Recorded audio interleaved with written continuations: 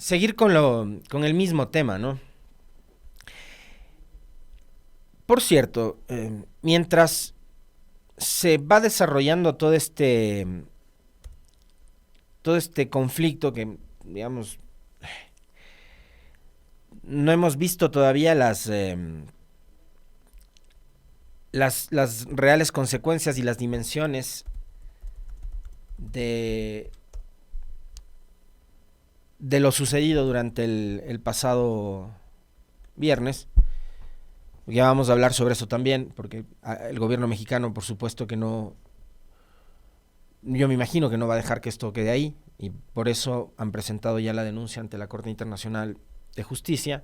Pero mientras nosotros todavía seguimos debatiendo sobre si fue o no fue legal, sobre si hubo o no hubo una violación a un territorio extranjero dentro del suelo ecuatoriano, como es obviamente una misión diplomática, en este caso la mexicana, mientras seguimos viendo los debates de la OEA, ahora el envío de la denuncia en contra de Ecuador a la Corte Internacional de Justicia, que México pide que se le sancione a Ecuador incluso con la expulsión de la Organización de Naciones Unidas, ONU, mientras además y sobre la marcha también, como consecuencia de toda la actuación del pasado viernes, hay incidencias en el orden judicial en Ecuador, como ayer, por ejemplo, que se llevó adelante la audiencia tras la solicitud y el pedido de habeas corpus por parte de la defensa de Jorge Glass para lograr nuevamente su liberación, mientras seguimos discutiendo y debatiendo y hablando sobre los conflictos políticos, sobre si hay o no hay juicio político en contra de la canciller y en contra de la ministra del Interior, sobre si va primero los juicios planteados por los señores de ADN en contra de exfuncionarios del gobierno de Lazo, el señor Santos Alvite, Arosemena y una señora Montalvo, me parece que era secretaria de Educación Superior, mientras seguimos hablando de si se van o no se van de la bancada de la Revolución Ciudadana, de la bancada de Construye, del Partido Social Cristiano. Bueno, el Ecuador poco y nada ha cambiado con respecto de la realidad que vivíamos el año pasado y la realidad que todavía sigue siendo cosa de todos los días con respecto de la inseguridad. Inseguridad que, como también lo hemos comentado junto a ustedes, en todos los estudios de opinión y en todas las encuestas ahora mismo sale como la principal preocupación de todos los consultados o encuestados en el país. La inseguridad y la violencia sigue siendo la urgencia por parte de los ciudadanos ecuatorianos. Ayer, en medio de todo este estado de conflicto armado interno y de todo el despliegue de seguridad que hemos visto durante los últimos días para llevar, trasladar desde una cárcel hasta una casa de salud y convertir esa casa de salud casi que en un búnker militar, me refiero a lo que sucedió con Jorge Glass hace un par de días, mientras vemos cómo el Estado ecuatoriano rodeó una sede diplomática de un país amigo hace una semana en Quito con tanques, con militares, con policías. Bueno, la realidad es que en el Ecuador todos los días ocurren cosas como la de ayer en Guayaquil. Hubo una masacre en Guayaquil ayer, 5 muertos, entre ellos un menor de edad en el Cristo del Consuelo. Al menos 10 sujetos armados llegaron a bordo de autos y motos a un parque del Cristo del Consuelo sur de Guayaquil y dispararon a quemarropa contra varias personas. El barrio del Cristo del Consuelo sur de Guayaquil es nuevamente el lugar de una masacre. Esta ocurrió la noche del pasado 11 de abril, cuando al menos 10 sujetos armados llegaron hasta un parque en las calles de Azuay y Gallegos Lara. En el sitio se encontraban varios hombres reunidos y cuando fueron sorprendidos por los disparos, pues ahí fallecieron 5 personas, ¿no?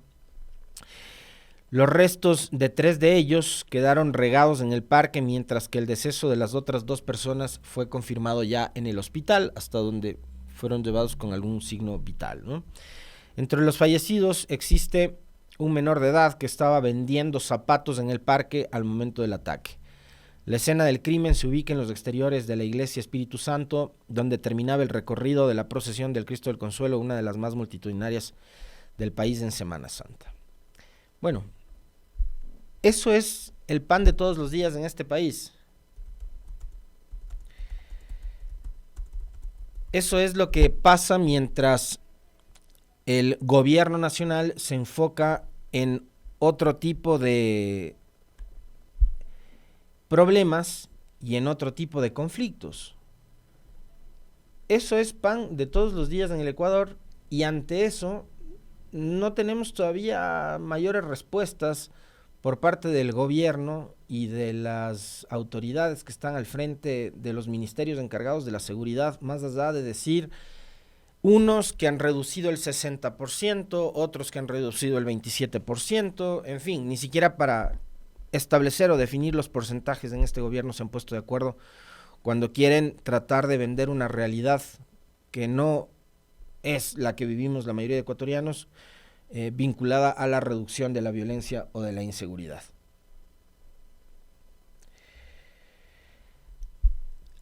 En Quito, hace pocos días, hace 2 días atrás, camionetas fueron robadas y vehículos fueron desvalijados en un parqueadero. 3 camionetas fueron robadas y una decena de vehículos fueron completamente desvalijados en un parqueadero del Comité del Pueblo en el norte de Quito. El guardia del establecimiento fue amedrentado con un arma, amarrado y luego encerrado en una bodega. Por suerte, y celebro que el pobre guardia de seguridad de este establecimiento no haya sido asesinado. El hecho, que fue captado por cámaras de seguridad, ocurrió en las instalaciones del Centro de Comercio Municipal del Comité del Pueblo el pasado miércoles 10 de abril. En las imágenes se observa a un grupo de personas armadas irrumpir en el parqueadero. El guardia de seguridad cuenta que salió a atender a un presunto usuario, pero de inmediato un hombre encapuchado y armado se bajó y le apuntó con arma de fuego. Me encañonaron, me llevaron a una bodega, me amarraron, cuenta conmocionado el guardia de este lugar tras el asalto. Él mismo indica que pensó que lo iban a matar porque una mujer que participó en el hecho delictivo gritó: "Ya mátalo". En el video se observa que aproximadamente 10 personas participaron en el robo y desmantelamiento de carros. 3 camionetas seleccionadas fueron sacadas del lugar y otros fueron desvalijados. Es una situación planificada porque la manera de actuar es de una banda grande. Son más de 10 personas que ingresaron y en cuestión de 10 minutos se sustrajeron los vehículos, narra uno de los vecinos del Comité del Pueblo. Los propietarios de los vehículos afectados se encuentran indignados, desesperados y preocupados por la situación. Es obvio, nadie les va a dar respuestas. Señalan que dejaron sus autos en este lugar porque pensaban que era seguro, pero resultó que los delincuentes encontraron una oportunidad para llevarse del lugar múltiples camionetas. Las afectaciones por cada auto llegan hasta los $3,000. Por ello piden a las autoridades actuar de forma inmediata, etc. Hace algunos días atrás ocurrió exactamente lo mismo también en uno de los centros comerciales de acá de la ciudad, donde tampoco es seguro dejar ya los vehículos. Entonces, esto es algo que ocurre todos los días, y ante esto, por ejemplo, el gobierno y las autoridades, yo quisiera saber y entender qué tipo de respuestas o de reacción tienen para poder contrarrestar los ataques de la delincuencia y del crimen, ¿no?, que vemos sigue haciendo de las suyas en este país. Mientras tanto, nosotros seguimos, yo ya voy a volver al tema en este preciso momento, seguimos hablando del conflicto que se ha desatado con México y las consecuencias posteriores, porque además esto es una suerte como de efecto cascada, ¿no? Va a seguir, va a continuar, y lamentablemente vamos a tener que seguir hablando sobre este tema durante muchísimos días más, porque ya no solo es del conflicto específicamente con México, sino también todos los problemas adicionales que se van generando, o temas y casos adicionales que se van generando después de lo sucedido el pasado viernes. Pero entre, digamos, lo más importante, y que tiene que ver además con lo que ocurre en el ámbito internacional, está justamente el anuncio que hiciera ayer en horas de la mañana el gobierno de México a través del presidente López Obrador y de su canciller Alicia Bárcena con respecto de la presentación e ingreso ya de la denuncia en contra del Estado ecuatoriano a la Corte Internacional de Justicia. Así que escuchemos qué fue lo que dijo el gobierno de México con respecto de esta denuncia en contra del Ecuador.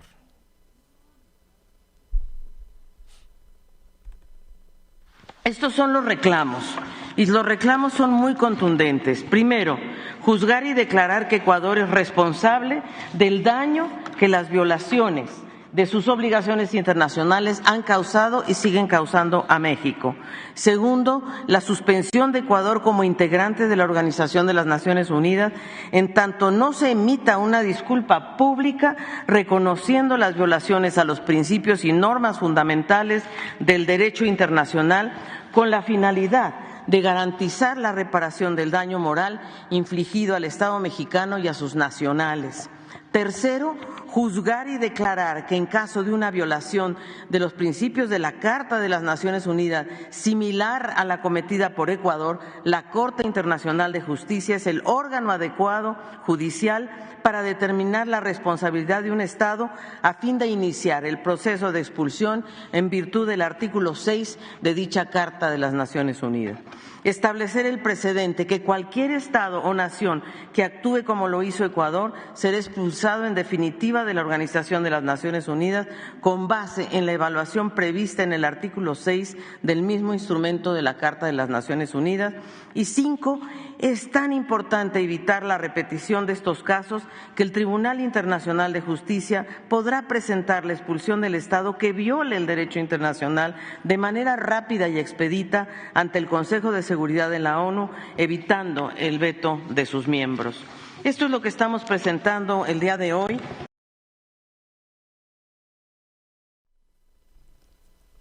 Como bien decían algunos analistas en sus redes sociales, esto recién empieza, ¿no?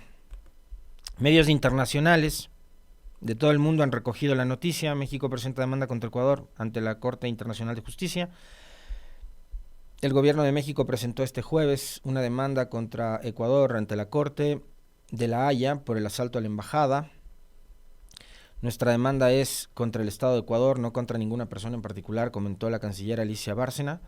El objetivo que persigue es conseguir la suspensión de Ecuador como integrante de la Organización de las Naciones Unidas, en tanto no se emita una disculpa pública reconociendo las violaciones de los principios y normas fundamentales del derecho internacional con la finalidad de garantizar la reparación del daño moral infligido al Estado mexicano y sus nacionales, añadió la ministra. El presidente mexicano, Andrés Manuel López Obrador, dijo en la misma rueda de prensa que lo que se busca es que no se repita en ningún país del mundo, que se garantice además el derecho internacional y que no se violen los locales, las embajadas de países de ninguna nación. No hay duda, Ecuador violó la Convención de Viena sobre relaciones diplomáticas al violar la inmunidad de la embajada. Eso fue lo que señaló el gobierno mexicano como justificación para la presentación de esta denuncia en la Corte Internacional de Justicia de La Haya en contra de Ecuador. Una instancia a la que vamos con el antecedente de esta condena aprobada con 29 votos a favor, que la leíamos ayer durante la jornada del pasado miércoles en la Organización de Estados Americanos, y como bien lo decía el secretario general de la OEA, el señor Luis Almagro, va a ser el principal argumento que utilice México, justamente el documento este que fue aprobado el pasado miércoles en la OEA, va a ser el principal argumento que use México para justificar la necesidad de que existan sanciones en contra del Ecuador. Y aquí una cosa que la voy a repetir creo que por cuarto día consecutivo. Si es que hay sanciones en contra del Ecuador, cosa que a mí, por supuesto, y se los dije ayer también, a mí no me alegra. Yo no estoy celebrando lo que está pasando en este momento con el país, porque no es lo que corresponde. Más bien, lo que todos los ecuatorianos estamos viendo es con mucha preocupación la manera en que nuestro país se está presentando ante el mundo, ¿no? Después de haber cometido un acto absolutamente violento que contraviene normas expresas del derecho y la justicia internacional, como la dichosa Convención de Viena, que es este documento del cual hemos hablado los ecuatorianos durante los últimos 8 días y que ha hecho que muchos expertos en diversos temas, incluido la gastronomía, el derecho penal, los deportes de contacto, etcétera, se conviertan ahora en analistas y expertos internacionales, ¿no? Como les digo, a mí no me satisface este triste momento que está atravesando el país. Más bien me preocupa porque las consecuencias podrían ser todavía peores. pero si en este caso existen sanciones en contra del Ecuador, no va a ser porque ningún ciudadano, quien quiera que sea, haya pedido o alguien se haya inventado de que hubo el pedido de sanciones para Ecuador. Si es que hay sanciones para Ecuador, será simple y sencillamente como una respuesta y una reacción a las acciones del gobierno ecuatoriano. Así de simple. Y creo que eso hay que tenerlo claro y hay que entenderlo. Y sobre la base de aquello, me parece que hay que insistir, y yo quiero insistir justamente, en la necesidad de dejar de medir todo y de valorar absolutamente todas las cosas que pasan y las que dejan de pasar también en el Ecuador con aquella vara del correísmo y el anticorreísmo. Es decir, qué tan correísta eres, qué tan anticorreísta eres, y a partir de ahí ver si es que lo que se hizo estuvo bien o estuvo mal. Por ejemplo, olvídense por un segundo de que la persona que estaba asilada dentro de la embajada era Jorge Glass. Insisto, podía haber sido Glass como podía haber sido cualquier otro ciudadano. La irrupción violenta, arbitraria, grosera de parte del gobierno de Ecuador a la misión diplomática mexicana en Quito simplemente nunca debió suceder. Insisto una vez más, independientemente de si en medio estaba o no el señor Glass, podía haber estado quien sea, un acto como ese no se puede repetir. Ahora decimos no se puede repetir, no se podía haber dado una cosa así. E insisto una vez más, si es que hay sanciones en contra del Ecuador, no será porque A, B, C, D, X, Y o Z ciudadano dijo algo en una entrevista. Además, parecería que esa entrevista la vieron todos los presidentes de la OEA o todos los embajadores de la OEA, o la vieron los representantes del Mercado Común del Sur, o la vieron todos en Europa. Y como a un ciudadano, por muy importante que sea, por muy expresidente que sea, se le ocurrió decir X cosa, entonces hay que hacer eso. ¿En serio ustedes creen que Rafael Correa todavía tiene tanto poder como para convencer a foros internacionales o presidentes de naciones del mundo lo que tienen que hacer? Yo en serio les pido, tratemos de ser un poco más críticos y tratemos de entender y de comprender las cosas de manera mucho más integral, por fuera de esa disputa que tanto daño le ha hecho al país entre correísmo y anticorreísmo. Una disputa de la cual además muchos creíamos que íbamos a salir. Yo no sé si ustedes recuerdan una de las frases del corto discurso que dio el señor presidente Daniel Noboa el día de su posesión. Por cierto, tenemos una audiencia enorme de gente que le sigue al presidente Noboa en YouTube y yo particularmente en la transmisión del TikTok. Tengo un montón de seguidores del presidente Noboa que también son seguidores de este espacio y les agradezco infinitamente su sintonía, por cierto.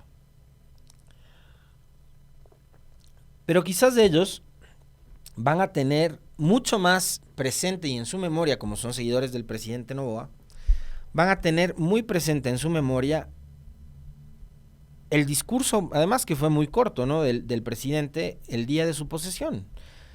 Si no me equivoco la fecha, creo que fue 23 de noviembre, ¿no?, en donde el presidente decía que él llegaba para romper el ciclo de revanchas políticas, que él no llegaba para alimentar el odio, que él no llegaba para continuar con esta espiral de persecución que se había generado durante el gobierno del presidente Moreno y del presidente Lasso. Y eso fue justamente lo que dijo Daniel Noboa el día de su posesión, que él llegaba para romper con el ciclo de revanchas en este país. Y muchos, yo me incluyo, porque yo siempre parto del hecho de que hay que a cualquier persona darle el beneficio de la duda. Puede ser que eso sea pecar de ingenuo, pero ya nos pasó también con Lazo, ¿no? Cierto, creo que uno hace mal en confiar demasiado en algunos políticos. Esos políticos que se paseaban vestidos de color verde flex, ahora son asesores presidenciales, algunas. Otros son asambleístas, presidentes de comisiones, que antes rogaban a Correa por una foto, fotos que estos días además han circulado en todas las redes sociales. Y ya creo que deberíamos estar curados, pero fíjense ustedes, ahora mismo caigo en cuenta, junto a ustedes, del error que uno comete cuando le da el beneficio de la duda a ciertas personas. Y más cuando son políticos y ya es casi habitual en este país que no tengan palabra. Muchos, no todos, por supuesto, hay excepciones, toda regla tiene excepciones, y en este país por supuesto que hay políticos de los muy buenos, pero también hay políticos que antes se pintaban de verde, después se pintaron de blanco y hoy se están pintando de violeta. Y más adelante, si es que es necesario, se pintarán del color que sea, con tal de alcanzar sus objetivos. ¿Cuáles son sus objetivos? No sé, será acumular medio gramo de poder, seguramente. Pero entre los ingenuos y cándidos ciudadanos que comieron el cuento de que este periodo de transición de Noboa serviría para acabar con el ciclo de revanchas, aquí estoy yo, asumo la responsabilidad de haberme comido ese cuento. Pero no solo tienes el video, pongámosle, porque capaz muchos de ustedes no se acuerdan de eso, es un fragmento bastante corto. Siento la obligación de poner a mi país primero y romper este ciclo de revanchas. Como lo dije durante toda la campaña, no soy un antinada, soy un pro Ecuador. Para muchos esto es difícil de entender y simplemente la realidad de estos resultados se impone. No podemos seguir repitiendo las mismas políticas del pasado esperando tener un resultado distinto. Por eso, los ciudadanos votaron por un nuevo Ecuador. La tarea es dura y difícil y los días son pocos. Manos a la obra y a trabajar. ¡Viva el Ecuador! Entre otras cosas, antes de este discurso del presidente Noboa, el candidato Noboa dijo que él estaba en contra del trabajo por horas porque eso significaría una regresión en los derechos de los trabajadores. Hoy está planteando una pregunta para ir hacia el trabajo por horas. Una pregunta que en el texto de la pregunta no tiene la trampa la tiene en el anexo. Y yo me hago eco de las inquietudes que algunos ciudadanos han expresado en sus redes sociales de si un presidente que fue capaz de atacar una embajada, pues es capaz de irrespetar los derechos de los trabajadores.